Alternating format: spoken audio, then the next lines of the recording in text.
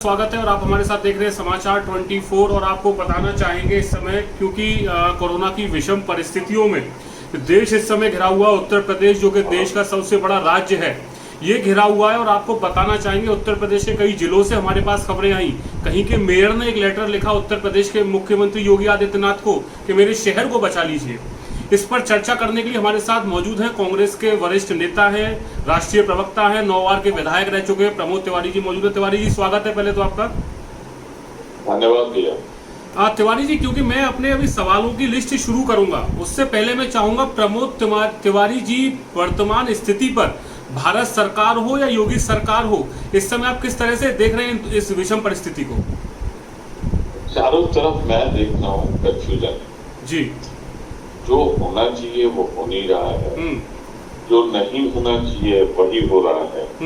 अब जैसे मैं आपको बताऊं जी कि पहली ब्लंडर जो हुई है जी वो ये हुई है कि आपने 21 दिन का लॉकडाउन डिक्लेयर कर दिया जी और जैसे कोई काला धन लेके भाग जाएगा जैसे किया था जिन्होंने नोटबंदी पर, वैसे 8:30 बजे आए और कह दिया कि बस 12 बजे से लागू है। भूल गए कि करोड़ों नौजवान छात्र पढ़ रहे हैं, कई करोड़ लोग लेबर के सिलसिले में अपने घर से बाहर हैं, तमाम लड़कियां बेचारी पेइंग गेस्ट के तौर पे या हॉस्टल में रह रही थी, कोई किसी काम से गया था वहीं 20 दिन लॉकडाउन हो गया।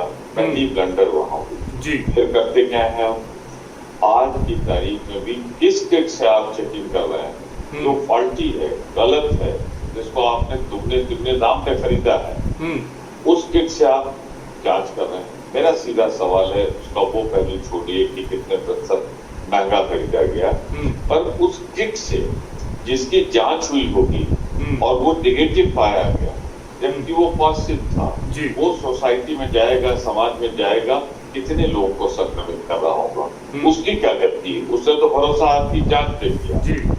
समाज का क्या गलती? उसका भरोसा हम पर किया। आज जो प्राथमिकता होनी चाहिए कि जो आदमी रोज कमाता था, रोज खाता था, उसको देने की जगह ये एक भी लोगों तक की राहत जिस रूप में पहुंचना चाहिए नहीं पहुंचा रही है। दुकानें बंद कर रखी, वहां 2-2, 3-3, 4-4 सेल्समैन होते हैं, छोटे छोटे लगाने वाले ठेलिया होते हैं जी।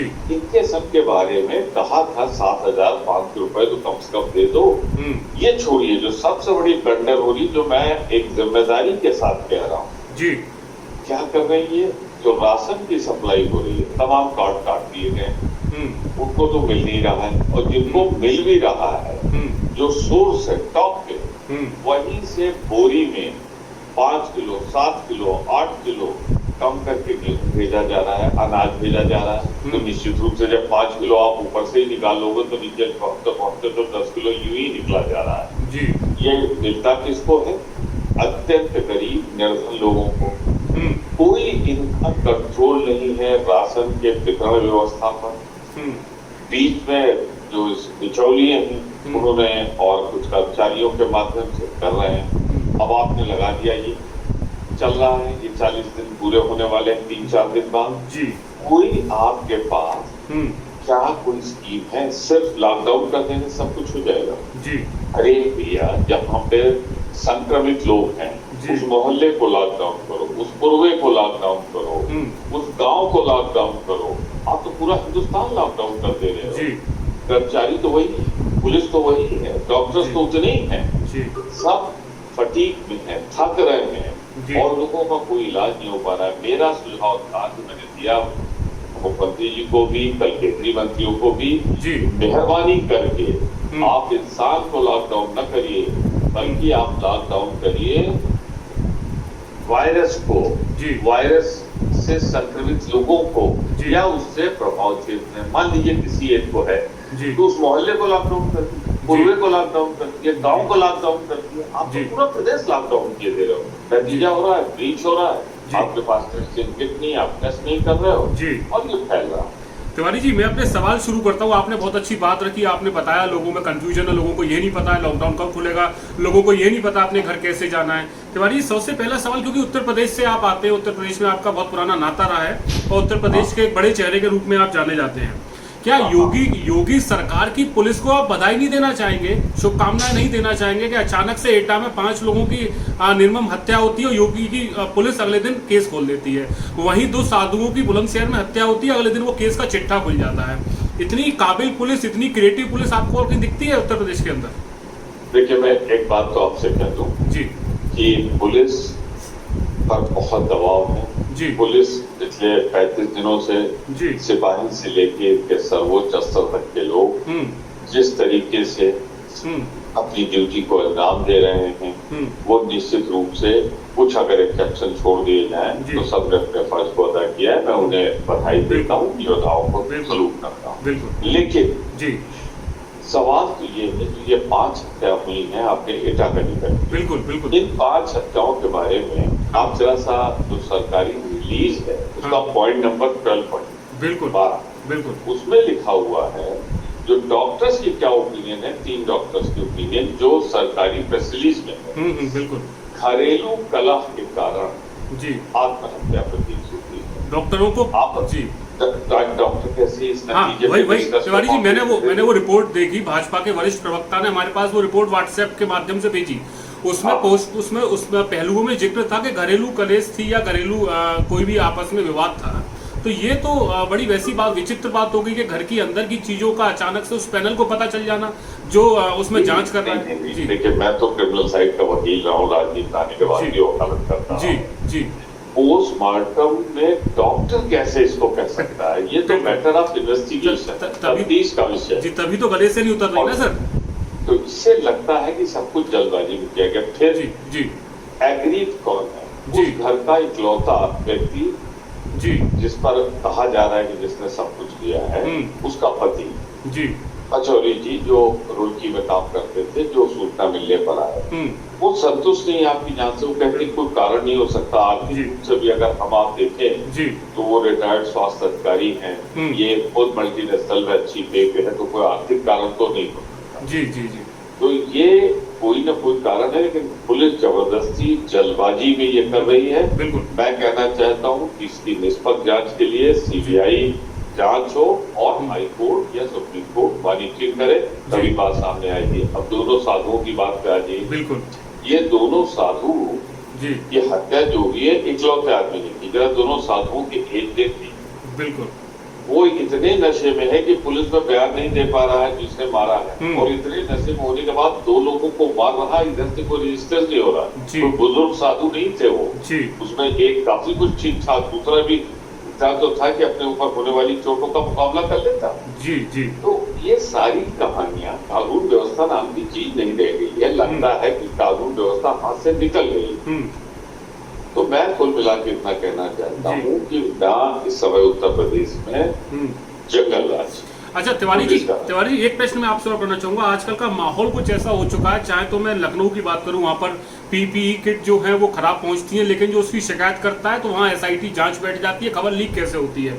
दूसरा मैं आपसे जिक्र करना चाहूंगा कि आगरा में एक हिंदुस्तान कॉलेज में, माफ कीजिएगा, एक निजी संस्थान में एक कोरोना के जो संक्रमित रखे गए, वहां पर खाना वितरित हुआ। जिस तरीके से उनको खाना और जरूरी चीजें दी गई, उसकी वीडियो वायरल हुई, तो वहां पर भी उस व्यक्ति के ऊपर कार्रवाई की गई जिसने वो वीडियो वायरल कर दी। तिवारी जी, एक केस में आपको और बताना चाहूंगा, फिरोजाबाद के अंदर जहां पर एक पेशेंट इकट्ठे थे, वहां पर उन पेशेंटों ने वीडियो वायरल की तो डीएम साहब वहां नाराज हो जाते हैं। तो ये जो शिकायत करने वाले लोग हैं, ये हमारे बीच में से आते हैं, ये वो लोग हैं जो पीड़ित हैं। तो क्या शिकायत होने वालों पर कार्रवाई करके चीजों को दबाया जा सकता है? जब डीएम नोएडा ये कहते हैं साहब हम लोग इस तरह से काम कर रहे हैं, ये समस्या है, तो उनको हटा दिया जाता है जी, उनके खिलाफ कार्रवाई। जब मुख्यमंत्री किस तरह कर रहे हैं जी, अब आगरा वाला में देख के दंग रह गया जी। इस तरह खाना फेंका जा रहा था जो जानवरों को भी नहीं फेंका जाता। बिल्कुल बिल्कुल। उसकी शिकायत हुई जी, तो वो अब मतलब हम गलत करेंगे, पर गलत को जो गलत कहेगा तो जो आवाज उठाएगा उसके खिलाफ कार्रवाई करेंगे। आपने आगरा की बात की, आपने बात की लखनऊ की।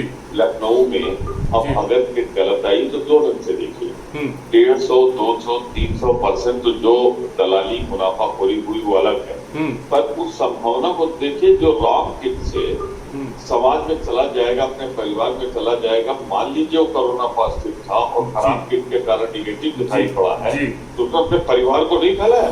तो कुल मिलाकर अगर आप देखें इस समय सरकार अंधेरे में हाथों मार रही, कोई नीत और नियत थी। मैं बार बार कहना चाहता हूँ 40 दिन हो गए हैं, आप आम इंसान को मत करिए नजरबंद या लॉकडाउन, बल्कि कोरोना को लॉकडाउन करिए, उस वायरस को लॉकडाउन करिए, उसके कैरियर को लॉकडाउन करिए, कोरोना संक्रमित पेशेंट को लॉकडाउन करिए। ये तो अब तक साबित हो गया जांच में कि ये उड़ के नहीं जा सकता 1 मीटर 1.5 मीटर 2 मीटर से ज्यादा। ये भी तय हो गया कि मच्छर इसे नहीं ले जा सकते, चूहे नहीं ले जा सकते। तो मेहरबानी करके जिस घर में कोई कोरोना संक्रमित हो से 500 मीटर और 1000 मीटर को आप सील कर दीजिए, कर्फ्यू लगा दीजिए, एक एक घर की जांच कर लीजिए, सैनिटाइज करिए। ये नहीं कि आप पूरे शहर को, जिस शहर को या जिस गांव को या जिस तहसील को या जिस जिले में एक केस नहीं आप वहां कर रहे हो। नतीजा हो रहा है उतनी पुलिस, उतने डॉक्टर आप संभाल नहीं पा रहे हो। तो मेहरबानी करके 40 दिन बाद रणनीति बदलिए। कोरोना जहां है वहां पे और कम से कम उनको सकुशल वहां पहुंचाइए और हर महीने का 7,500 रुपए खाने पीने को दीजिए। मजदूर 12-12, 1400 किलोमीटर अपने बीवी अपने बच्चों को लेकर चल रहे हैं, कितने लोग रास्ते में मर रहे हैं। ये शर्म आनी चाहिए केंद्रीय सरकार को। उसकी बदइंतजामी की कीमत हिंदुस्तान चुका रहा है। वो वहाँ वैज्ञानिकों की नहीं सुनते, स्पेशलिस्ट की नहीं सुनते, वहाँ पे एक बैठी हुई लॉबी क्या राय दे रही है और क्या कर रहे हैं नहीं जाए। तिवारी जी, आप हमारे साथ जुड़े, आपने अपना कीमती समय दिया, आपका बहुत बहुत धन्यवाद। तो आपने देखा कांग्रेस के वरिष्ठ नेता राष्ट्रीय प्रवक्ता प्रमोद तिवारी हमारे साथ जुड़े हुए थे, जिन्होंने साफ कदम उठाने चाहिए। साथ ही साथ उन्होंने कोरोना से लड़ने की जो सरकार के जो इंतजाम है उसमें जो अंदर बद इंतजामी है उस पर भी प्रश्न चिन्ह खड़े किए हैं। आप देखते रहे इस चैनल को, समाचार 24 को, हमारे साथ बने रहे और बड़ी खबरों के साथ आपके सामने जल्द हाजिर होंगे। नमस्कार।